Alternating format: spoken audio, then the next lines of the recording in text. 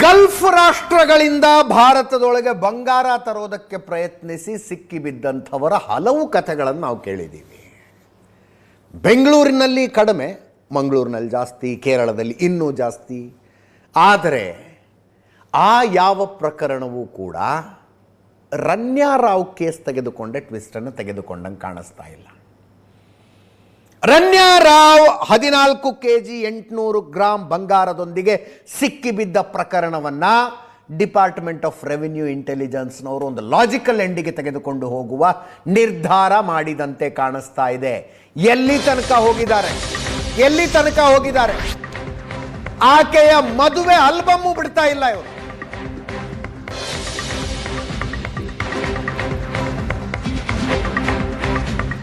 Taj West end ನಲ್ಲಿ ಅದ್ದೂರಿ ಮದುವೆಯಾಗಿದ್ಲು ರನ್ಯಾರಾವ್ ಜತಿನ್ ಹುಕ್ಕೇರಿ ಅನ್ನುವ ಆರ್ಕಿಟೆಕ್ಟ್ ಜೊತೆಗೆ.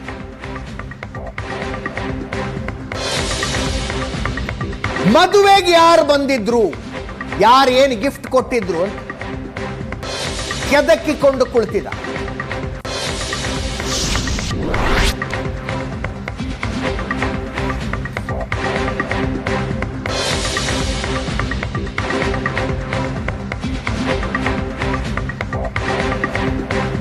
ಮದುವೆಗೆ ಸ್ವತಃ ಮುಖ್ಯಮಂತ್ರಿಗಳೇ ಬಂದಿದ್ರು, ಹೋಮ್ ಮಿನಿಸ್ಟ್ರು ಅಲ್ಲೇ ಇದ್ರು.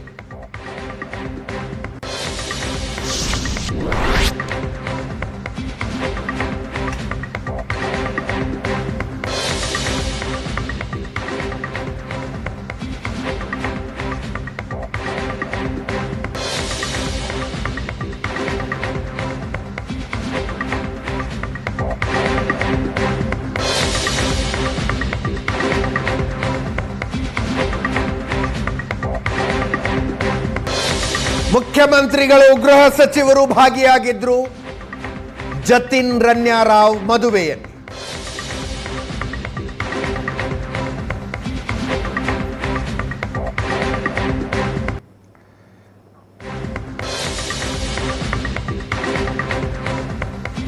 ಈ ಸಂದರ್ಭದಲ್ಲಿ ರನ್ಯಾರಾವ್ಗೆ ಬಂದ ಕಾಸ್ಟ್ಲಿ ಗಿಫ್ಟ್ಗಳ ಕಡೆ ಕೂಡ ತನಿಖಾ ಸಂಸ್ಥೆಗಳ ಕುತೂಹಲ ತಿರುಗಿದೆ. ಸ್ಪೆಷಲಿ ಖಚಿತವಾದ ಮಾಹಿತಿ ಅದ, 45 ಲಕ್ಷ ರೂಪಾಯಿದ್ದು ಒಂದು ಡೈಮಂಡ್ ನೆಕ್ಲೆಸ್ ಬಂದಿದೆ, ಒಂದೇ ನೆಕ್ಲೆಸ್. ಅದನ್ನು ಬೆನ್ನು ಹತ್ತಿದ್ದಾರೆ. ನೋಡ್ತಾ ಇದ್ದೀರಿ, DGP ರಾಮಚಂದ್ರ ರಾವ್ ಇದ್ದಾರೆ, ರನ್ಯಾರಾವ್ ಮಲತಂದೆ, ಅವರ ಪಕ್ಕದಲ್ಲಿ ಈ ಕಡೆ ರೋಹಿಣಿ, ರನ್ಯಾರಾವ್ ಬಯಾಲಜಿಕಲ್ ಮದರು, ಆ ಕಡೆ ಮುಖ್ಯಮಂತ್ರಿ ಸಿದ್ದರಾಮಯ್ಯನವರು, ಅವರ ಪಕ್ಕದಲ್ಲಿ ಗೃಹ ಸಚಿವ ಡಾಕ್ಟರ್ ಪರಮೇಶ್ವರ್,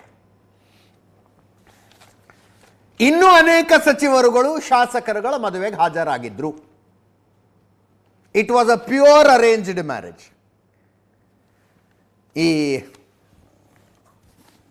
ಏನು ಹೇಳ್ತಾರೆ, ಮ್ಯಾಟ್ರಿಮೋನಿಯಲ್, ಈ ಬ್ರೋಕರ್ಗಳಿರ್ತಾರಲ್ಲ, ಬ್ರೋಕರ್ಗಳ ಮೂಲಕ ಜತಿನ್ ಹುಕ್ಕೇರಿ ಅವರಿಗೆ ಪ್ರಪೋಸಲ್ ಬಂದಿತ್ತು. ಜತಿನ್ ಹುಕ್ಕೇರಿ ತಂದೆ ಮೂಲತಃ ಬೆಳಗಾವಿಯವರು. ಇಬ್ಬರು ಗಂಡ ಮಕ್ಕಳು, ಒಬ್ಬ ಗಂಡ ಮಗಂದು ಮದುವೆ ಆಗಿತ್ತು, ಲೀಲಾ ಪ್ಯಾಲೇಸ್ನಲ್ಲಿ ಮದುವೆ ಆಗಿತ್ತು. ಆ ಮದುವೆ ಆದ 11ನೇ ದಿವಸಕ್ಕೆ, ತಮ್ಮನ ಮದುವೆ ಆದ 11ನೇ ದಿವಸಕ್ಕೆ ಅಣ್ಣನ ಮದುವೆ ಅಂತೆ, ಜತಿನ್ ಹುಕ್ಕೇರಿ ಮದುವೆ.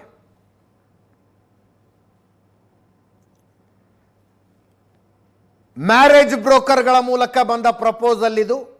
ರನ್ಯಾರಾವ್ ಜತಿನ್ಗೆ ತುಂಬ ಇಷ್ಟ ಆಗಿ ಅವರೇ ನಿರ್ಧರಿಸಿ, ಇಲ್ಲ ನಾನು ಇದೇ ಹುಡುಗಿನ ಮದುವೆ ಆಗೋದು ಅಂತ ಡಿಸೈಡ್ ಮಾಡಿದ್ರು.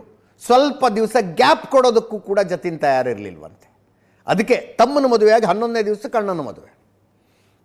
ಆದರೆ ಮದುವೆಯಾಗಿ 1.5 ತಿಂಗಳಿಗೆ ಸಂಸಾರದಲ್ಲಿ ಬಿರುಕು. ಮ್ಯೂಚುವಲ್ ಡೈವರ್ಸಿಗೆ ಅಪ್ಲೈಯೂ ಮಾಡಿಕೊಂಡು ಬಿಟ್ಟಿದ್ರು ದಂಪತಿ.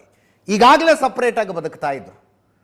ಯಾವಾಗ ಡೈವೋರ್ಸ್ನ ಮಾತು ಜತಿನ್ ಬಾಯಲ್ಲಿ ಬಂತೋ ಆಗ ರಾಮಚಂದ್ರ ರಾವ್ ಹೆದರಿಸಿದ್ರು ಅಂತ, ಜತಿನ್ನನ್ನು ಹೆದರಿಸಿದ್ರು ಅಂತಾನು ಚರ್ಚೆ ಇದೆ. ಹುಷಾರ್ ಡೈವರ್ಸ್ ಅಂದರೆ ಅಂತ. ಆದರೆ ದಾಂಪತ್ಯದಲ್ಲಿ ಸ್ಪಷ್ಟವಾದ ಬಿರುಕು ಬಂದಿತ್ತು. ಅವರಿಬ್ಬರು ಒಟ್ಟಿಗೆ ಇರ್ತಿರಲಿಲ್ಲ. ಹೆಂಗಾಗುತ್ತೆ ಅಂದರೆ, 1 ತಿಂಗಳಿಗೆ ಹೆಂಡತಿ ಆದಂಥವಳು ಮದುವೆಯಾಗಿ ತಿಂಗಳು 2 ತಿಂಗಳಿಗೆ ಒಂದೊಂದು ತಿಂಗಳಿಗೆ 6 ಸಲ ದುಬೈಗೆ ಹೋಗಿ ಬಿಸ್ನೆಸ್ಸು ಅಂತ ಹೋಗ್ಬಿಟ್ರೆ. ಆ್ಯಕ್ಚುಲಿ ಜತಿನ್ದು ಒಂದು ಕಂಪನಿ ಇದೆ ದುಬೈನಲ್ಲಿ.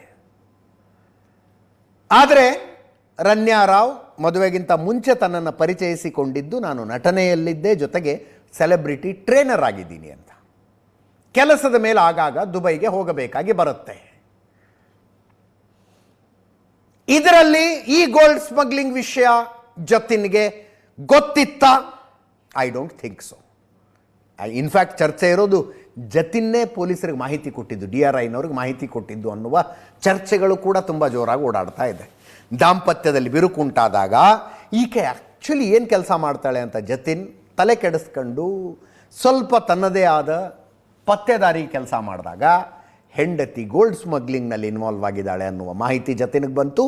ಜತಿನ್ನೇ DRIನವ್ರಿಗೆ ಇನ್ಫಾರ್ಮೇಷನ್ನೂ ಕೊಟ್ಟರು ಅನ್ನುವ ಚರ್ಚೆ ಜೋರಾಗಿ ನಡೀತಾ ಇದೆ. ಅದರ ಸಾಧ್ಯತೆ ಕೂಡ ಕಡಿಮೆ, ಯಾಕಂದರೆ ಈಗಾಗಲೇ 2 ಸಲ ಈ ಪ್ರಕರಣದಲ್ಲಿ ಜತಿನ್ನನ್ನು ಕರ್ಕೊಂಡು ಹೋಗಿ DRI ಅಧಿಕಾರಿಗಳು ವಿಚಾರಣೆಗೆ ಒಳಪಡಿಸಿದ್ದಾರೆ. He has gone to high court. Prabhulinga Navadagi, ಹಿರಿಯ ವಕೀಲರಾದ ಪ್ರಭುಲಿಂಗ ನಾವಡಗಿ ಅವರ ಮೂಲಕ ಹೈಕೋರ್ಟ್ಗೆ ಹೋಗಿ ನನಗೆ ಬಂಧನದ ಭೀತಿಯಿಂದ ಮುಕ್ತಿ ಕೊಡಿ, ಅಂದರೆ ಇಂಟ್ರಿಮ್ ರಿಲೀಫ್ ಕೊಡಿ ಅಂತ ಜತಿನ್ ಹುಕ್ಕೇರಿ ಹೈಕೋರ್ಟ್ಗೆ ಹೋಗಿ ಹೈಕೋರ್ಟ್ನಿಂದ ನಿಯಮ ಪಾಲಿಸದೆ ಬಂಧಿಸುವಂತಿಲ್ಲ ಅನ್ನುವ ಆರ್ಡರನ್ನು ಕೂಡ ಜತಿನ್ ಹುಕ್ಕೇರಿ ತಗೊಂಡಿದ್ದಾರೆ. ಅದಕ್ಕೆ ಹೇಳ್ತಾ ಇರೋದು ಈ ಪ್ರಕರಣ ಎಲ್ಲಿಂದ ಎಲ್ಲಿಗೂ ಹೋಗ್ತಾ ಇದೆ ಅಂತ. ಟೆಕ್ಸ್ಟ್ ಇದೆ ಅದು. ಜತಿನ್ ಹುಕ್ಕೇರಿಗೆ ಹೈಕೋರ್ಟ್ ತಾತ್ಕಾಲಿಕವಾದ ರಿಲೀಫ್ ಕೊಟ್ಟಿದೆ.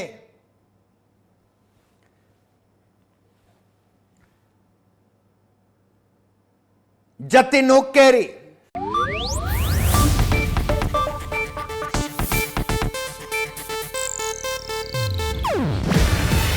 ಇದು ಏಷ್ಯಾನೆಟ್ ನ್ಯೂಸ್ ನೆಟ್ವರ್ಕ್ ಪ್ರಸ್ತುತಿ. ನೀವು ನೋಡ್ತಿದ್ದೀರಾ ಏಷ್ಯಾನೆಟ್ ಸುವರ್ಣ ನ್ಯೂಸ್.